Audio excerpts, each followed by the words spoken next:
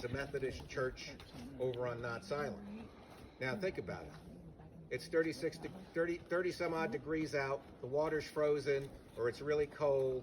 You're having to pole or row a boat over to Knott's Island. Then you have to get out of the boat with your family. You got your wife and your 5 kids in the boat, and you're moving it over there. You get over there, you have to get out of the boat, walk to the church, sit for 2 hours of service, get back in it, walk back to the boat, get in the boat, come back across the bay in 30 some odd degree weather, and then get out of the boat and go home.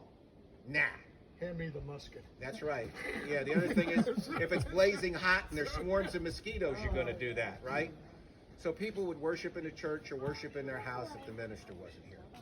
Now, in 1910, they expanded this church to be able to hold up to 300 people, right? You might go, well, why would they do that? You know, you're out here, you had 300 people at the highlight of the place. Revivals, you're exactly right. Revivals, which were part party, part religious service.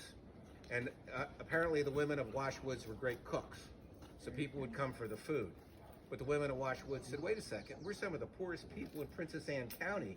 Why are we supporting all these fools that are coming up from North Carolina and from Virginia Beach? We don't want to do this no more. And revivals fell out of being, and by the 1920, this church wasn't being used as much, and eventually it just became a community center. And you might say, well, why is only the steeple left? Well, that's what's left. What happened to the church? Well, the church was here till the 50s and early 60s, late 50s. And what happened was, you know, back in the day of Jimmy Dean and them,